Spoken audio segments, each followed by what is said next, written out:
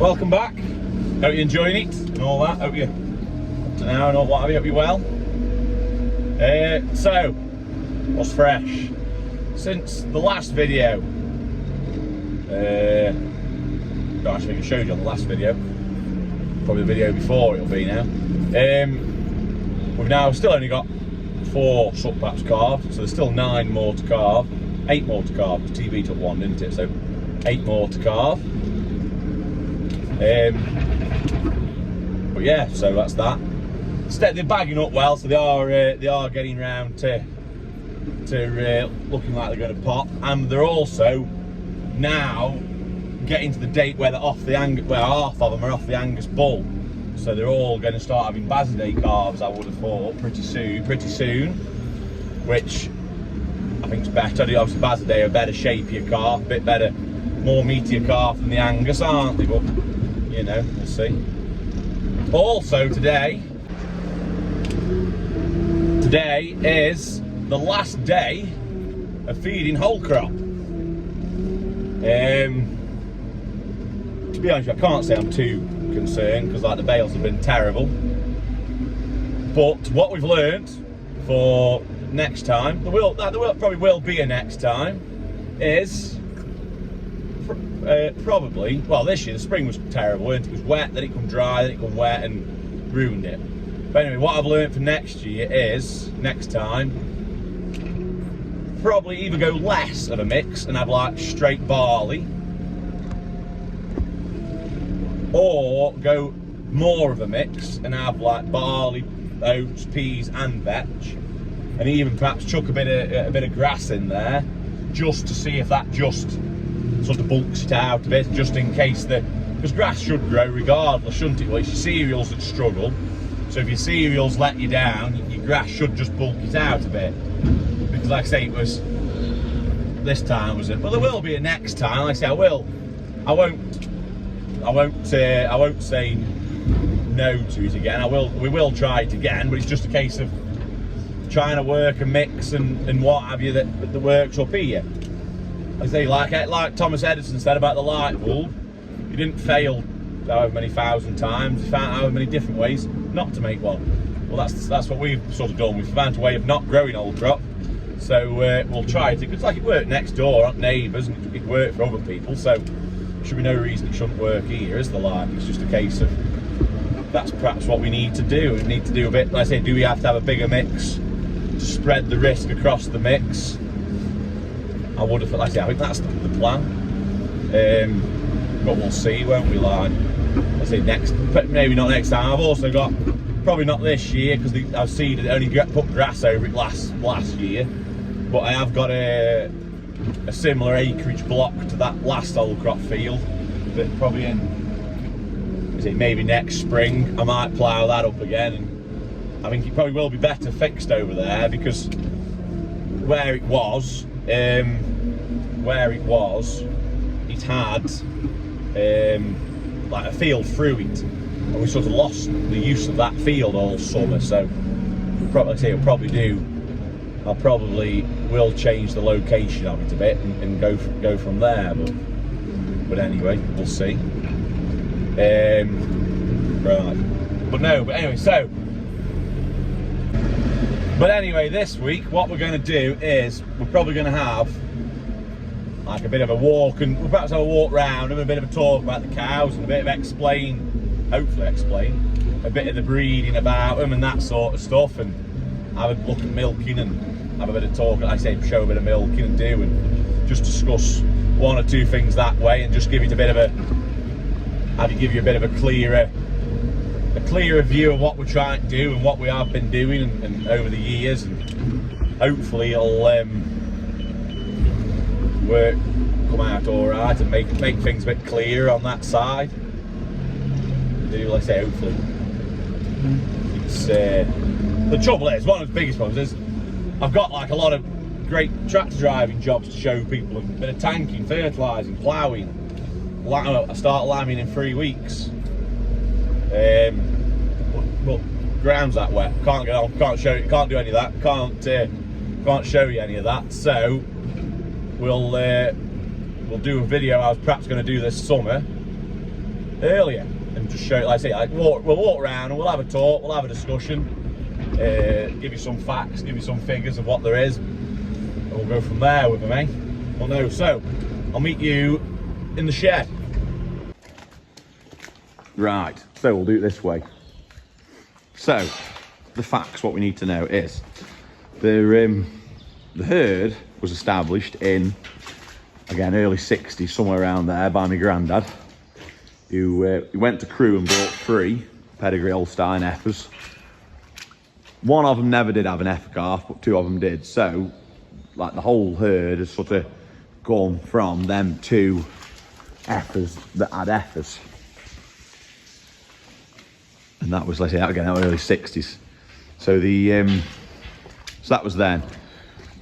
And then from then, we've always been pedigree Holstein. We've always kept steadily getting more and more, getting rid of the short horn that would have been then, and moving on to moving into the Holsteins. Going through, like I say, my granddad did it, and then my dad did it, and then now I sort of use the breeding a bit and what have you. But we go through there. There is nowadays, and because of TB again, there is, like them 2, about one there. There's about 10 or 15 Monties floating around, and Monty Crosses floating around amongst them. Not the biggest fan, but you know, they're here.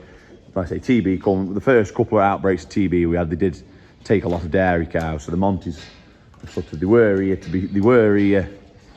be bred, to be sold as new calved heifers, but then they've had to come into the herd because of TB, really, to replace the Holsteins. So we've stopped using it now, and there's only so many coming through. Once they've sort of all got too old to be gone. But no, so we are all year round calving. Got a calving index of about, at the minute, I think, of about an average of about 410 days. That is sort of very TB conflicted, that's not the word. Inflicted. Anyway, that's irrelevant. Anyways, 420 days, but that is because of TB. We had a stint of just serving because we was losing cows. But we've got a video in a week or 2 about with some scanning. I'll go into that a bit more in detail then about this calving pattern and what have you. But no, we're all year round calving. There's 100 cows in the herd and about 100 dairy followers, perhaps just a touch under. All the heifers have sex semen, and and a quantity of dairy cows, the better cows, have sex semen for a service, and then they do get put to beef. We try not to have too many. We don't want too many over, like a great surplus of dairy heifers, just because, like with Tesco, it doesn't look good on your carbon footprint. But no, so that's how we do that. So like I say, all the heifers get sex semen, the cows get a lot of beef on them. Mainly, I mean, we've got an Angus bull. I AI a lot to Charolais. I have used Shorthorn, and I've used AI to Angus a bit in the last sort of 18 months. We're averaging just a touch over 8,500 litres. That's sort of again been affected by the Monties being in that scale, because the Monties aren't as big a milkers. I mean, they have just dropped it a touch. It were up to about 9,000. And then the proteins are 3.3 average, the proteins. Butterfat's average is about 4.3, 4.4, somewhere around there now. It did drop, but like I say, we have this last couple of years we have bred a bit for butterfat, just to increase it a touch. Cells run at about an average of about 95 to 100, somewhere around there. And that's the main figures. Like I say, then back to scan, that's always we roll around sort of 7, 8 on back to scan. But no, but on a different note, this cow here, hell of a cow. She's got 5 heifers coming into herd. She's just had a sex semen calf the other day. She's just calved down for a 5th time. But no, like I say, on the breeding side of things, the cow we've always sort of bred. Try and find one. This blacking up here. is about your perfect cow for us. We've never bred for milk, or we've always sort of bred on stature if we can. We don't want too tall. We want a nice, more of a Friesian-y type Holstein. A bit squat, a bit dumpy. And then that is what I said, then it goes forward. It's better for our system, you see. And up here, with us being 1,000 feet, like a bit more exposed, you don't too like your stereotypical Holstein can suffer up here a bit. So you are, like I say, a bit more of a Friesian type, but you do get the milk off. And like I say, they aren't being 8,500 litres. If you get the Montes out, like I say, they'll be touching 9,000 litres just off grass, off silage, corn in the parlour, and brewer's grains. They're not on a complicated mix. But no, but anyway, I think we'll, like I say, we're going to start jobs and get around ready towards milking now, I think.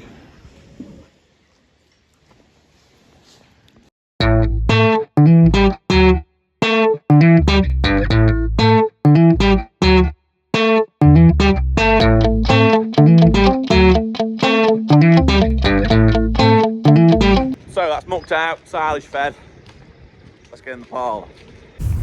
So what you have here then is obviously the milking system. That there is the automatic cluster remover. That when a cow finishes milking, it automatically takes it off to save over milking. That there is your inline mastitis detector, which obviously is handy for that. It's your corn hopper. You flick it right to left, and then you dial. The numbers working half the weight we give them. It comes out of there. That's the corn hopper, works off air. So what we'll do is make a start with it now. Look, and we start off by letting the cows in. Let's say you let 6 in at a time. Well, we let 6 in to begin with, and then as one leaves, we replace it with 1 or however many. Like, we don't necessarily work in 6s unless we're milk recording, because then it's just easier to work with the 6s then. So first of all, we pre-dip them like that. Then you corn one side. Once you've corned them, you then go off and get your rag, and you wipe them. So you start wiping them, then you start wiping them. You'll then get your corn, and hopefully by the time you come start putting on the cut, you've corned one cow, so you can corn the other side. You then we strip them out a bit. You 4-draw them, it's known as, and then you see if they've got any signs of mastitis are out, and then you press the cluster remover, and then you pull the unit down. Then pull the string on it to hook the unit on the cow, and that's when you start milking. We have a coloured tails system, which tells us how much corn to give each cow, and how much, like if the cow's free packed or out like that, any problems. Red is for treated, red and yellow tail is for a dry cow that you don't milk. I don't think you can perhaps tell, but on that video there, the bottom cow, the cow that's like on the left of your screen, she has got a green tail, which means she only has 4 pound of corn because she's coming towards drying off.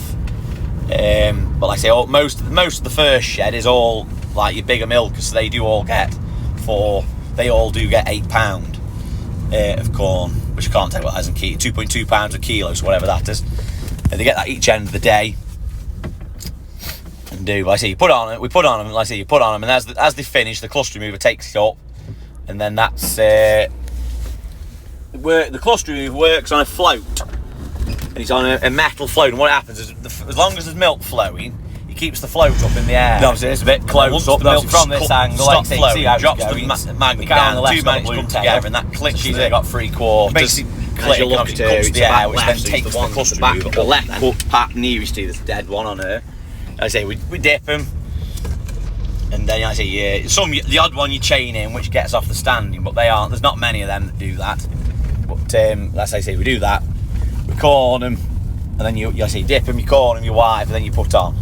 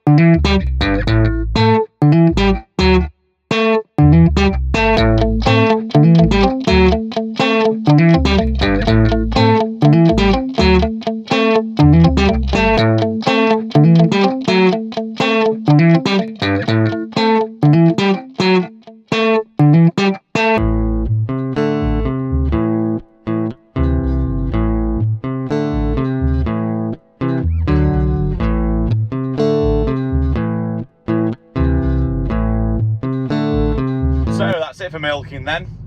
Hope you've enjoyed it. Hope it's been interesting. Any questions, drop a comment, I'll answer them. But yeah, so if you liked it, drop us a like and a subscribe, and keep your eyes peeled, because I might do an Easter Monday special. I might have a video for then. Just got to see how I get on over the weekend with what jobs I won't be doing. But anyway, whatever you get up for the rest of the Easter weekend, hope you have a good one, and keep it real, and I shall see you next Saturday at 6. Ciao.